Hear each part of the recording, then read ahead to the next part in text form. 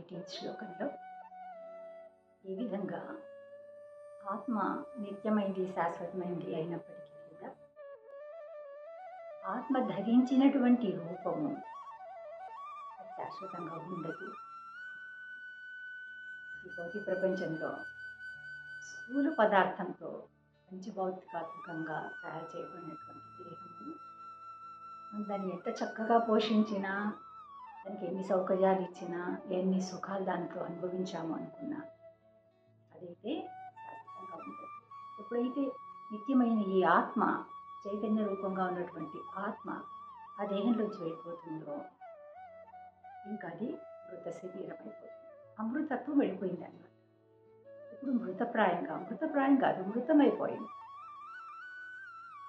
అంటే ఒకసారి ఆ చైతన్యం వెళ్ళిపోయిన తర్వాత ఒట్టి పదార్థమే మిగిలి ఉంటుంది. కాబట్టి స్థూల పదార్థము ఈ పంచభూతాలతో చేయబడినటువంటిది అది కొన్ని గంటలు లేదు ఒక రోజు గడవగానే ఇంకా డీకంపోజ్ అవ్వడం స్టార్ట్, కుళ్ళిపోతుంది.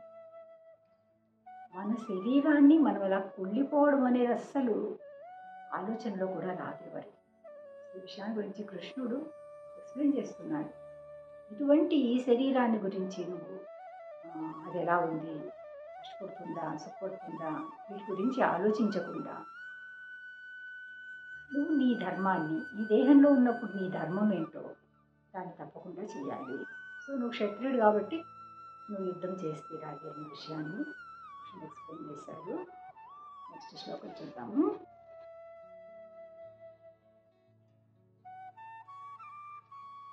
19th శ్లోకము. యయేనం వేత్తి హంతారం యస్సైనం మన్యతే హతం ఉభౌ తౌ న విజానీతో నాయం హంతి న హన్యతే. ఇక్కడ చెప్తున్నారు హంతారం అంటే చంపేవాడు అన్నమాట, లేదు హతం అంటే చనిపోయేవాడు. ట్రాన్స్లేషన్ చూద్దాము.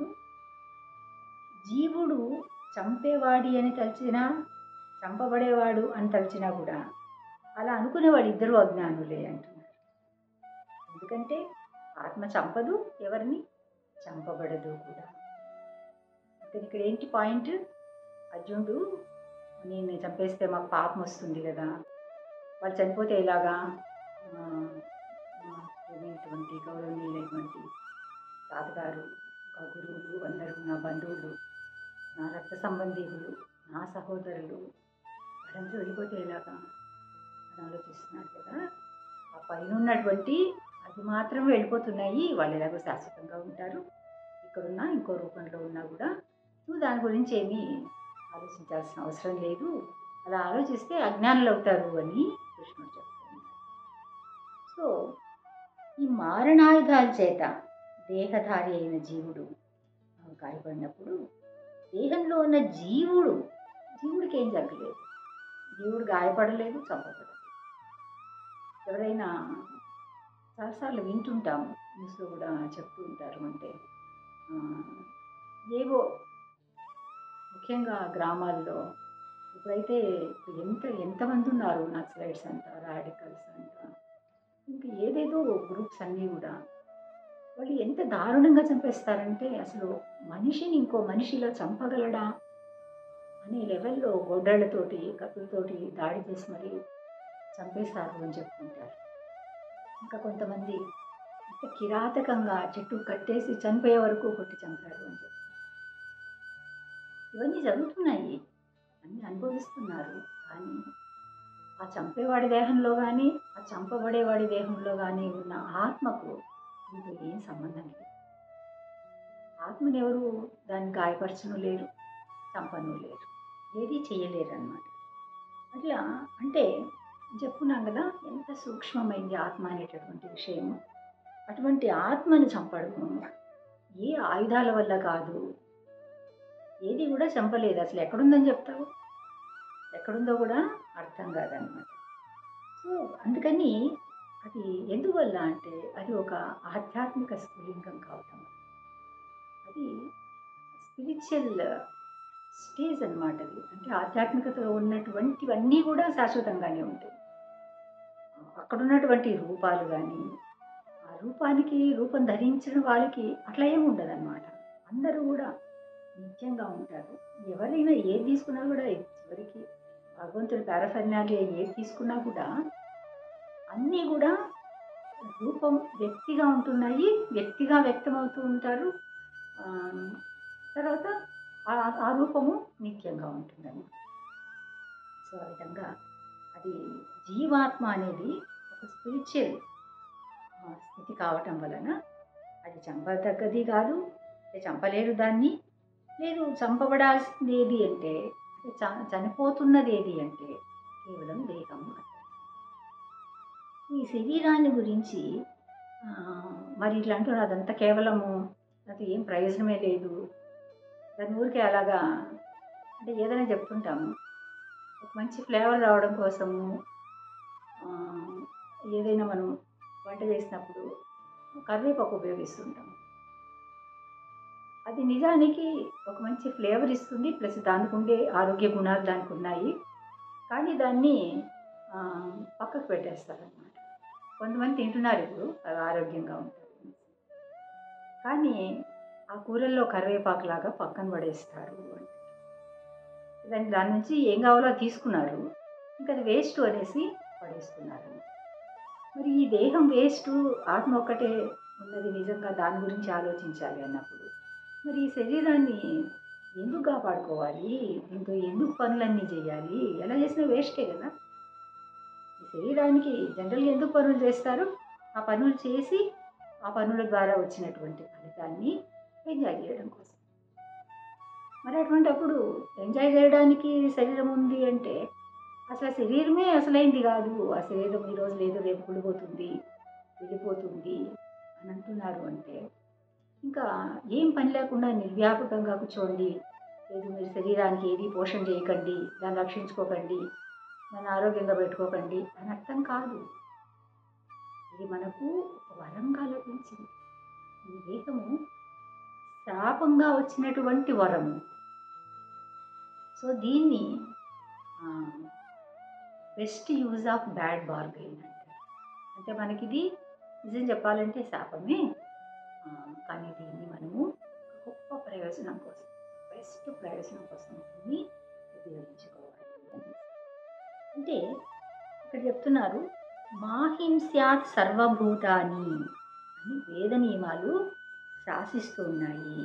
అంటే మా హింసాత్ సర్వభూతాన్ని ఎవరిని కూడా ఏ భూత అంటే భూతాలు కాదు ఏ జీవులను కూడా హింసించకూడదు వేదం చెప్తుంది. మరి వేదాలు ఒక్కొక్క పరిస్థితిలో మీరు మాంసభక్షణం చేసే వాళ్లకు కొన్ని నియమాలు పెట్టి చేయొచ్చు అని చెప్పింది కదా. అవన్నీ కూడా కామ్య కర్మలను ఉద్దేశించి చెప్పినటువంటి కర్మకాండ విభాగం. కర్మకాండ విభాగంలో ఇటువంటి కొన్ని కట్టుబాట్లు విధించి అంత మాత్రాన అది పర్మిషన్ ఇచ్చేశారు, వేదాల్లో చెప్పేశారు అందుకని నువ్వు ఈ పనులన్నీ చెయ్యొచ్చు అని అర్థం కాదు.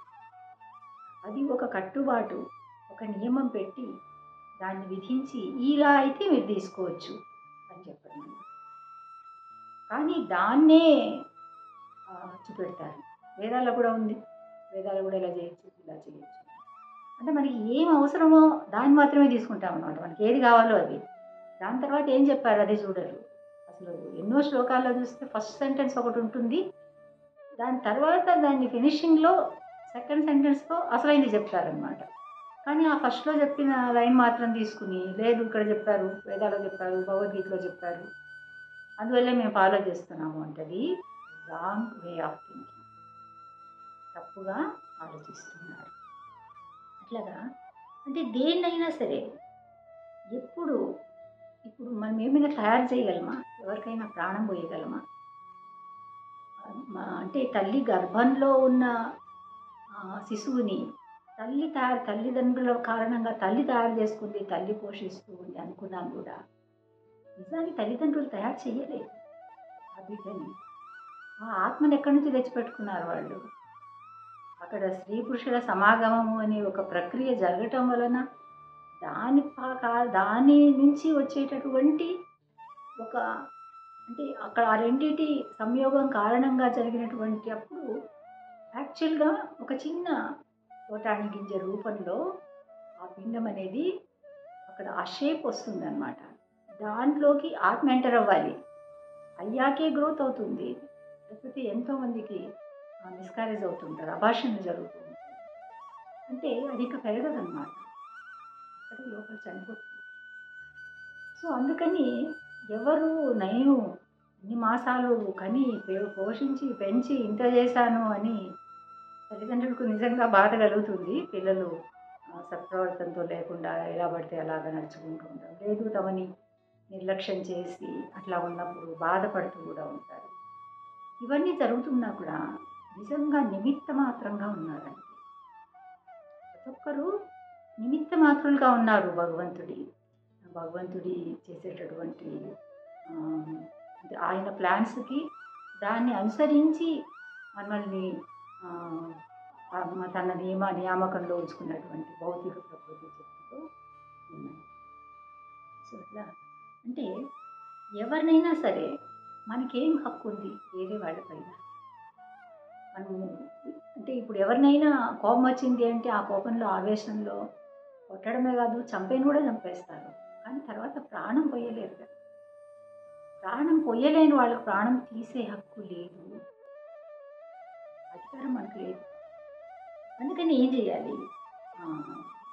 జనరల్‌గా ఏమంటుందంటే ఈ గవర్నమెంట్ కొన్ని వీటిని పెడుతూ ఉంటుంది కదా! దాని ప్రకారము తర్వాత ఎవరినైనా చంపారు అంటే హ్యాంగ్ చేస్తారు కదా! అట్‌లీస్ట్ ఆ జన్మ ఖైదు అనేసి వేస్తారు. మన పీనల్ కోడ్స్, మన సెక్షన్స్, మనము మనుషులు తయారు చేసుకున్నటువంటి చట్టము ఇవన్నీ కూడా వాటిలో ఎన్నో లొసుగులు ఉంటాయి. కానీ భగవంతుడి శాసనాన్ని, భగవంతుడి చట్టాన్ని ఎవ్వరు ఏమీ చెప్పడానికి లేదు. అది అసలైనటువంటి శాసనం.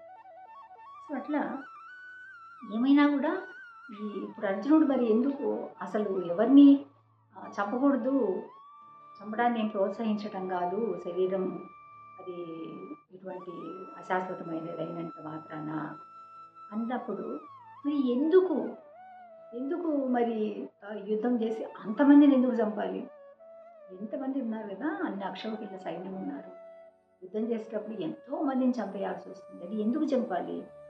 కృష్ణుడు ఏం చెప్తున్నాడు? ధర్మం కోసం, ధర్మ ప్రకారంగానే. ధర్మమే కదా! ఎవరెవరు ఏమేమి చేశారు తర్వాత అన్నీ ఇంకా నీట్‌గా ఎక్స్‌ప్లెయిన్ చేస్తారు క్లియర్‌గా. కానీ ఇక్కడ ఏం చేస్తున్నారు? తన ధర్మాన్ని నిర్వహించడానికి ఒక క్షత్రియుడిగా, ఒక వీరుడిగా తన ధర్మాన్ని ఆచరించడం కోసం అతను యుద్ధము చేస్తున్నాడు. అంతేగాని తన ఇచ్ఛానుసారంగా కాదనమాట. వాడంటే నాకు కోపం ఉంది, వాడంటే నాకు ఇష్టం లేదు, నాకు చాలా ద్వేషం అతనంటే అందుకని చంపేస్తాను. అటువంటిది మనకు ఆ అధికారం మనకు లేదు. సో, ఆ విధంగా కృష్ణుడు పదే చెప్తూ ఉన్నాడనమాట. నీ శరీర భావనను వదిలేయి, నీ ధర్మాన్ని నువ్వు ఆచరించు అనేసి. తర్వాత నెక్స్ట్ శ్లోకం చూద్దాము. నజాయతే మ్రియతే వా కదాచిన్ నాయం భూత్వా భవితా వా న భూయః అజో నిత్యః శాశ్వతో ప్రాణో న హన్యతే హన్యమానే శరీరే. ఇది అంటే ఆ చెప్పిన విషయాన్ని మళ్ళీ ఇంకో శ్లోకంలో చెప్పేటప్పుడు ఇంకొంచెం డీటెయిల్డ్గా, ఇంకొంచెం అర్థమయ్యేలాగా కృష్ణుడు వివరిస్తూ ఉన్నాడు. అంటే ఏంటి? నా జాయతే, జాయ అంటే జన్మించటం అన్నమాట. అది జన్మించదు, మరణించదు. అంటే ఆత్మకి ఎప్పుడు పుట్టడం మరణం లాంటివి లేవు. ఆత్మ ఎప్పుడు పుట్టలేదు, పుట్టదు, లేదు, జన్మింపబోదు. అంటే ఎప్పటికీ కూడా అది ఇప్పుడు పుట్టింది అని చెప్పడానికి లేదనమాట. ఇది ఎప్పటి నుంచో ఉంది, అది సనాతనంగా ఉంది, కొత్తగా పుట్టేదేం లేదు, ఎప్పుడూ ఉన్నటువంటిది. అందుకే దాన్ని జన్మరహితము అంటున్నారు. జన్మరహితం కాబట్టే అది నిత్యంగా ఉంటుంది, శాశ్వతంగా ఉంటుంది. ఈ దేహం చంపబడినా కూడా ఆత్మకి ఎటువంటి అపకారం చెయ్యలేరు, ఆత్మ చంపబడదు అనే విషయాన్ని ఇక్కడ కృష్ణుడు చెప్తున్నాడు. మరి ఎలా సాధ్యమైంది ఇది? జన్మరాహిత్యం కోసం ఎంతో కష్టపడాలి, దాన్ని పొందాలి అంటే మానవ జన్మను ఉపయోగించుకుని ఎలాగైనా దాని నుంచి బయటపడేటటువంటి ప్రయత్నం చెయ్యాలి. ఈ ఈ ఈ క్లిష్టమైనటువంటి ఇటువంటి భౌతిక ప్రపంచంలో ఉండేటటువంటి తాత్కాలికమైనటువంటి యాంగ్జైటీస్తో కూడినటువంటి ఈ జీవితం నుంచి ఇంకా వద్దు, దీని నుంచి బయటపడాలి, నాకు విమోచనం కావాలి అని భగవంతుని వేడుకోవాలి. అలాంటప్పుడు మరి ఇక్కడ చూస్తే జన్మరహితము అంటున్నారు. జన్మరహితం దేని గురించి మాట్లాడుతున్నారు? ఇక్కడంతా చెప్పేది గీతా సారము. దీనికి మొత్తము గీతా సారం అంటే ఏంటి అంటే, మనము ఈ దేహం కాదు, ఆత్మ అని చెప్తాను. సో దీని గురించే కృష్ణుడు ఎక్స్ప్లెయిన్ చేస్తున్నాడు. మరి అటువంటి ఎలా దానికి దొరికింది ఇటువంటిది అంటే, ఆత్మ ఏ విధంగా సనాతనంగా ఉంది, ఏ విధంగా జన్మరహితంగా ఉంది అంటే, ఒకటే భగవంతుడు చెప్పాడు, నేను నా అంశం. ఈ భగవంతుడిలో అంశం కావటం వల్ల ఏమవుతుంది? భగవంతుడిలో ఉన్న క్వాలిటీస్ అన్నీ అంటే, ఇప్పుడు సముద్రం నీళ్ళ నుంచి ఉప్పు తీస్తారు కదా. సో సముద్ర జలము ఉప్పుగా ఉంది. మనము ఏదైనా ఒక నీటి చుక్క, అందులో ఒక నీటి చుక్క తీసుకున్నాము, అది ఉప్పుగానే ఉంది. రెండు ఉప్పుగానే ఉన్నాయి అంటే రెండు సేమ్ క్వాలిటీతో ఉన్నాయి. కానీ మరి ఒక నీటి చుక్కకి అంటే ఒక నీటి చుక్క డ్రాప్ ఆఫ్ సాల్ట్ వాటర్కి ఓషన్ ఎలా ఉంది, ఎంత వ్యాస్ట్గా ఉంది. అటువంటి విస్తారంగా ఉన్నటువంటి సముద్ర జలానికి ఎంత ఎంత డిఫరెన్స్ ఉంటుంది క్వాంటిటీ పరంగా తీసుకుంటే. క్వాలిటీలో ఒకటిగానే ఉంది, రెండు ఉప్పుగా ఉంది. అది క్వాంటిటీ తీసుకుంటే ఎక్కడి సముద్రము, సముద్ర జలము, ఎక్కడ ఒక చుక్క నీళ్ళు. అదేవిధంగా మనం భగవంతుడు, ఆయన అపరిమితుడు, ఆయన అనోరణీయన మహతో మహీయన. అటువంటి విరాట పురుషుని తీసుకుంటే ఆయన ప్రదర్శించినటువంటిది కదా. మరి విరాట పురుషుల్లో ఉన్న సమస్త జగత్తు అందులో ఉంది అంటే మనం ఎక్కడున్నామని, ఎంత ఇన్సిగ్నిఫికెంట్ ఎంటిటీస్ అన్నమాట. సో అట్లా ఉన్నప్పటికీ కూడా భగవంతుడిలోని అంశే కాబట్టి మనకు కూడా ఆ క్వాలిటీస్ ఉంటాయి, కానీ చాలా అల్ప ప్రమాణంలో. ఆ విధంగా జనరల్గా ఆత్మని కూటస్థ అంటారు. కూటస్థ అంటే కదలదన్నమాట, ఒకే చోట స్థిరంగా ఉంటుంది. దేహము అంటే ఆత్మ ఎప్పుడు కూటస్థంగా ఉంటుంది. దేహము 6 విధాలైనటువంటి మార్పుల్ని, ఏ దేహం తీసుకున్నా కూడా, ఎటువంటి దేహం, మానవ దేహమే అని కాదు, జంతువులు తీసుకున్నా, ఏది తీసుకున్నా కూడా, మా ప్రాణులు, మృగాలు, పక్షులు ఏది తీసుకున్నా కూడా ఈ 6 చేంజెస్ అయితే ఉండనే ఉంటాయి. అంటే మొదట తల్లి గర్భం నుంచి పుడతారు, కొంతకాలం అవుతుంది, డెవలప్ అవుతుంది. అంటే ఆయన చెప్పారు కదా, తైమోస్మి లేదా దేహే కౌమారం ఇవ్వడం చెల్లాలగా ఒక్కొక్క చేంజ్ అవుతూ చివరికి మళ్ళీ కొంతకాలం తర్వాత క్షీణిస్తూ వస్తుంది, తర్వాత నశించిపోతుంది. అంతే, ఇంక లైఫ్ అయిపోయిందన్నమాట. అంటే ఒక స్టార్టింగ్ పాయింట్, ఎండింగ్ పాయింట్ అనేది ఉంది. ఆ రెండింటితో కలిపి 6 చేంజెస్ని దేహం పొందుతుంది. అయితే ఆత్మకి ఎటువంటి చేంజెస్ లేదు. ఆత్మ కొత్తగా పుట్టుకు తీసుకోవటం లేదు. తర్వాత దానికి జన్మ, మరి జన్మించారు అంటున్నాం, మరి ఆత్మే కదా లోపల నుంచి వచ్చింది అంటే జన్మించినట్లే కదా. అంటే మనం ఒక సెంటెన్స్ రాస్తూ ఉంటాము, మధ్య మధ్యలో కమాలు పెడతాము, అది సెంటెన్స్ అయిపోలేదు, అట్లా కంటిన్యూ అవుతుంది అన్నమాట. తర్వాత దేహం అయితే అలా కామాల తర్వాత ఫుల్ స్టాప్ పెట్టేస్తారు. ఆత్మ అలా సాగుతూనే ఉంటుంది. ఎప్పటి వరకు ఆత్మకు ఒక దేహం ఉంది, నిత్యమైనటువంటి దేహం, భగవంతుడి లాంటి సచ్చిదానందమైనటువంటి దేహం. మళ్ళీ ఆ దేహాన్ని పొందే వరకు ఈ ప్రయాణం ఇలా సాగుతూనే ఉంటుంది.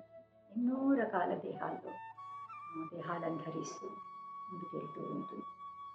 సో ఆ విధంగా అంటే మరి ఆత్మకు ఏమంటున్నారు, జన్మరహితం అంటున్నారు. జన్మ లేదు అన్నప్పుడు ఇంకా మరణం కూడా లేదని అర్థం కదా. కానీ ఈ కాలం అనేది ఉందే, కాలాన్ని అనుసరించి ప్రతిదీ కూడా మనం కాలం అనేసరికి ఏం చెప్తాము, భూత భవిష్యత్తు వర్తమానాలు ఉంటాయి కదా. సో ఈ పాస్ట్, ప్రజెంట్, ఫ్యూచర్, ఇవన్నీ ఎప్పుడు ఉంటాయి అంటే ఒక హిస్టరీ అనేది ఉందనుకోండి, ఒక చరిత్ర. అంటే మళ్ళీ ఏదో ఎవరో కల్పించినటువంటిది కాదు, స్టోరీ లాగా కాదనమాట. చరిత్ర అనేది నిజంగా జరిగినటువంటిది. ఇతిహాసము అంటాము, హిస్టరీ అంటాము, ఇవన్నీ జరిగాయి అన్నమాట. సో ఇవి ఒకప్పుడు జరిగాయి అని చెప్తాం పాస్ట్ టెన్స్. ప్రజెంట్లో ఇప్పుడు ఎలా జరుగుతుంది, అది ప్రస్తుతం జరుగుతుంది. భవిష్యత్తులో ఎలా జరగబోతుంది, అది ఇంకా రాబోయే కాలం గురించి సూచిస్తుంది. సో మనం కాల ప్రమాణాన్ని తీసుకుంటాం ఏదైనా మాట్లాడేటప్పుడు. కానీ ఇక్కడ ఈ ఆత్మ గురించి తీసుకుంటే దానికి ఎటువంటి పాస్ట్, ప్రజెంట్, ఫ్యూచర్ అనేది లేదు. ఎప్పుడూ ఒకలాగే ఉంటుంది. ఎప్పుడు దాని దాని దాని ఒక ఎగ్జిస్టెన్స్ అనేటటువంటిది, దాని ఐడెంటిటీ అనేటటువంటిది అలాగే ఉంటుంది. కానీ ఇది ఎందులోకి వెళ్తూ ఉందో దానిలాగా గుర్తించబడుతూ ఉందన్నమాట. అంటే తర్వాత అందుకే జనరల్గా ఏమంటారు, చిన్న పిల్లలుగా పుట్టినప్పుడు వాడు పెరుగుతూ ఉంటే చూడడానికి తల్లిదండ్రులకి చాలా సంతోషంగా ఉంటుంది. సంతోషంగా ఉన్నా ఎప్పుడో ఎందుకో ఒక క్షణంలో పిల్లలు పెద్దవాళ్ళు అయిపోతున్నారు అనేలాంటి ఒక ఆలోచన వస్తుంది. అంతే, పెద్దవాళ్ళు అయిపోతున్నారు అన్నంత మాత్రాన ఇంకెక్కడికో మళ్ళీ వెళ్ళిపోదు దూరానికి. కానీ ఒకటి అంటే ఎంత త్వరగా వెళ్ళిపోతున్నారు, కాలం ఎలా వెళ్ళిపోతుంది, వాళ్ళ ముందు చూస్తుండగానే ఎన్ని మార్పులు జరుగుతున్నాయి. అంతేందుకు, మనం ఇప్పుడు ఇంత పెద్దగా ఉన్నాము, ఎంతోమందికి పెద్ద పెద్ద ఫ్యామిలీస్ అంతా తయారైపోయాయి. కానీ మనము ఒకప్పుడు చిన్నపిల్లలుగా ఉన్నాం. మన పేరెంట్స్ కూడా మమ్మల్ని అలాగే పెంచారు. మనం కూడా అవన్నీ ఆ పిల్లలు అంటే చైల్డ్హుడ్ డేస్, యూత్లో ఉన్నవి అన్నీ కూడా అనుభవించామన్నమాట. అనుభవించి ఇక్కడి వరకు రావాలి. సో అట్లాగా ఏదైనా సరే దేహం ద్వారా, ఈవెన్ మనము చిల్డ్రన్ అంటే సంతానం కలుగుతుంది కదా, అది కూడా ఆ సంతానం కూడా మన సొంతంగా మనం ఏమి రూపు ఇవ్వటం లేదు, దానికి ఏమీ ఇవ్వటం లేదు. కానీ మనది అంటున్నాం, మనలో నుంచి వస్తుంది కాబట్టి.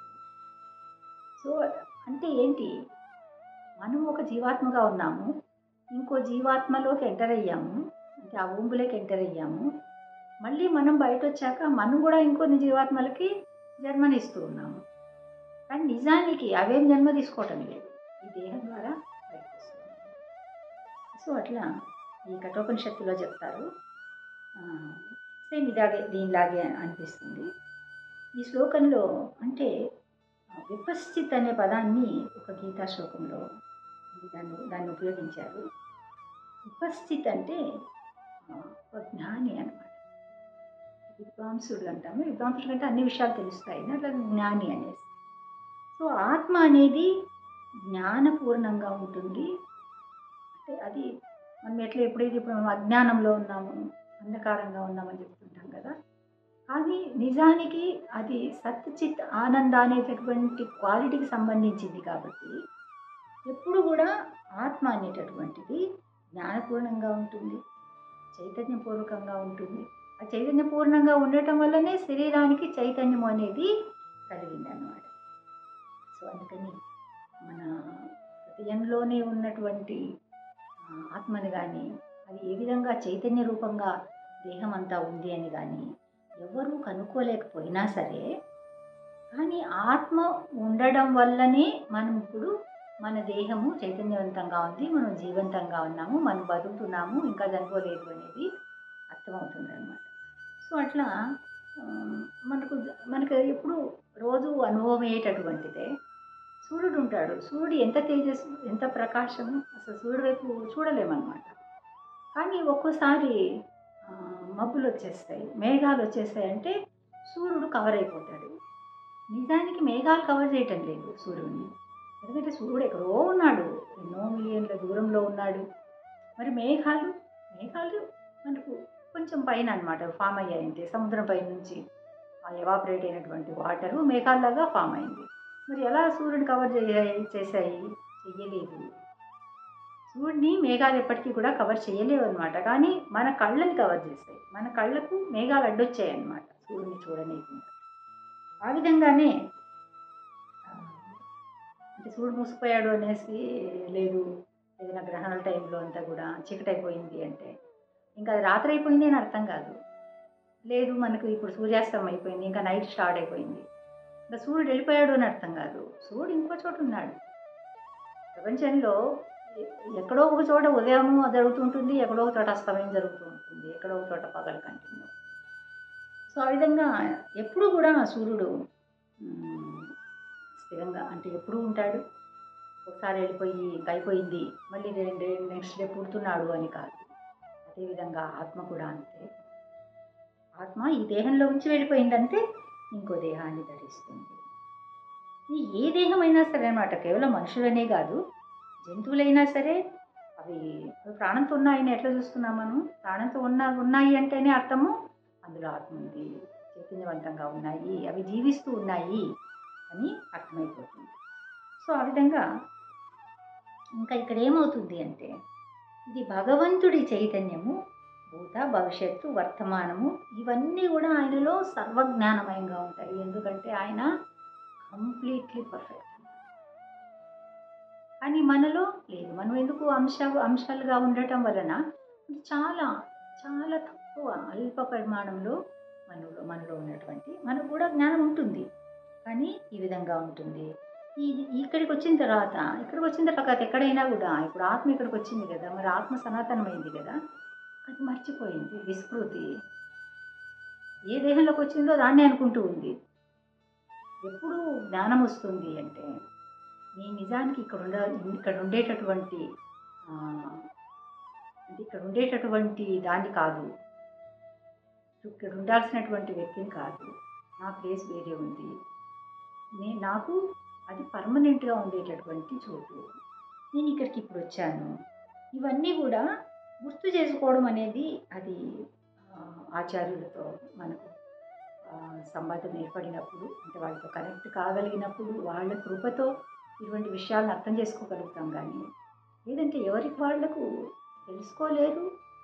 అసలు ఎవరైనా చెప్పినా దాన్ని నమ్మశక్యంగా ఉండవన్నమాట. ఆచార్యులు అయితేనే దాన్ని యాక్చువల్గా యాజ్ ఇట్ ఈస్గా ఎలా ఉందో అలాగా ఎక్స్ప్లెయిన్ చేసి చెప్తారు. అంతేగాని అంటే భగవంతుడి గురించి చెప్తున్నప్పుడు భగవంతుడు మనము ఒకటే అయ్యేట్లయితే, మాయావాదుల ప్రకారం భగవంతుడు మనము ఒకటే, ఇప్పుడు మనం ఇక్కడ ఉన్నాము తర్వాత వెళ్ళిపోయాక మనం కూడా ఆయన అయిపోతాము అని చెప్తుంటే, అందరూ ఆయన అయితే ఇంకా భగవంతుడి విశిష్టత ఏముంది? ఎప్పుడు ఎవరు భగవంతుడు కాలేరు. భగవంతుడితో సమానులు కానీ అధికులు కానీ అసలే కాదు. సమానులే కాలేరు అంటే ఇంకా దాన్ని మించి వచ్చేవాళ్ళు ఎవరు ఉంటారు? ఎవరు ఉండరు కదా. సో ఆ విధంగా ఆయనని అంటే మన గురించి చెప్పేటప్పుడు అణు ఆత్మ అంటున్నాము, ఎందుకంటే చిన్న పార్ట్ అండ్ పార్సల్ కాబట్టి. భగవంతుణ్ణి అంటే పరమాత్మ రూపంగా అందరి దేహాల్లో ఉన్నటువంటి భగవంతుణ్ణి విభు ఆత్మ అని అంటారు. సో ఈ విధంగా కఠోపనిషత్తులో కూడా దీని గురించి ఖచ్చితంగా చెప్పారు. జీవాత్మ పరమాత్మ ఇద్దరు కూడా ఈ దేహము అనే ఒకే వృక్షం పైన రెండు కూడా ఆ జీవుడి హృదయంలో ఉన్నాయి. సో దీన్ని అర్థం చేసుకోవాలి. అందుకని ఇంకా కృష్ణుడు ఏ విధంగా అంటే కృష్ణుడు ఇప్పుడు చెప్తున్నప్పుడు హృదయంలో ఉన్న పరమాత్మకు సరెండర్ అవ్వమని కూడా చెప్తూ వస్తారనమాట. దాని తర్వాత ఆ పరమాత్మ అసలు ఎవరు, ఆయనకు పరమాత్మకి ఎటువంటి భిన్నం తేడా లేదు, ఇవన్నీ కూడా చెప్తారు. అది నెక్స్ట్ శ్లోకాల్లో చెప్తారు. హరే కృష్ణ.